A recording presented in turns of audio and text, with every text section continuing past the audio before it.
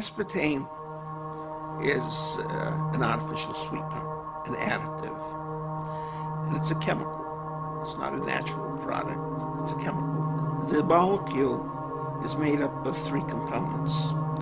2 are amino acids, the so-called building blocks of protein.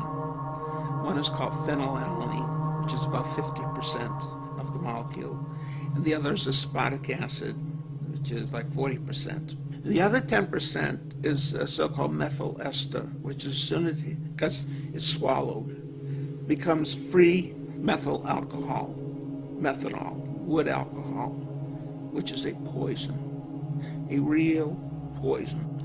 Had I seen the chemical formula on this product, I would never have touched it. You know, the poisonous effect of methyl alcohol and its methyl esters are well known.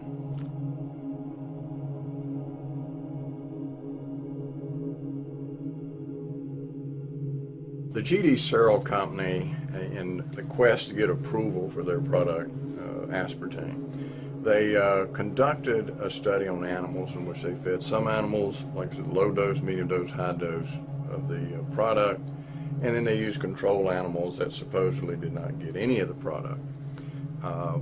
When they submitted this to the FDA and the FDA looked at it, there was some question about the study. Well, one of the scientists, a neuroscientist, looked at some of this, and he saw a lot of red flags. He said there's some real questions here about tumors being caused by this product, particularly brain tumors. So they ordered a study to be done by the Bureau of Foods, which was the precursor to the FDA.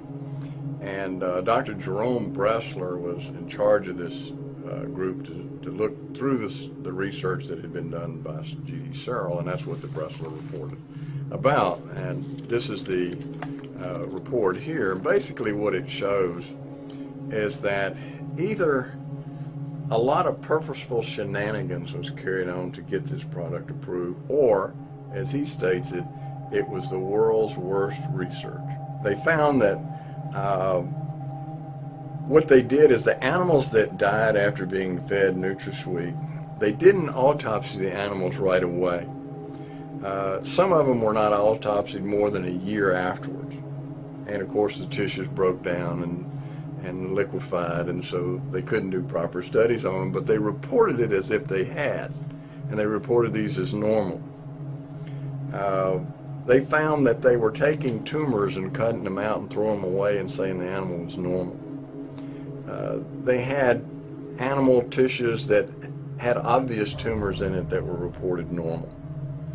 They had, in one of the cases here that's reported, a lymph node that was enlarged.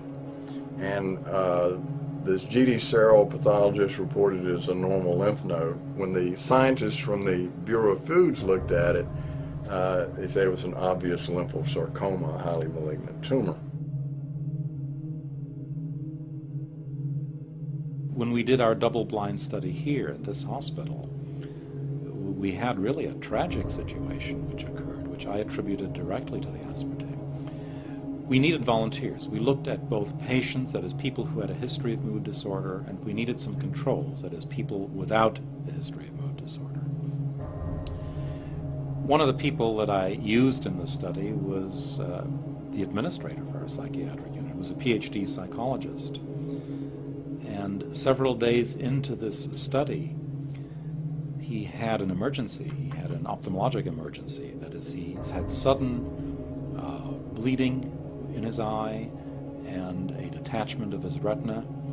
He had to be rushed to Cleveland for emergency surgery. His eye could not be saved. He lost the vision in one eye. At the same time, we had another participant in the study, a nurse, who also had an episode of intraocular bleeding, that is, bleeding within her eye. So we had 2 people who, during the course of the study, had eye emergency.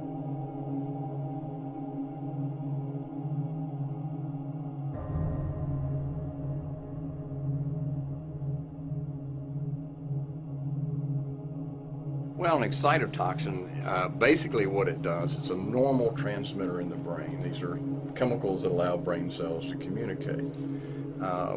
But if it's in even a minute overconcentration in the brain, it causes the brain cells to become extremely excited. And they become so excited, they'll very quickly burn themselves out and die. So we see people have difficulty thinking. They feel like they're walking around in a cloud or a fog.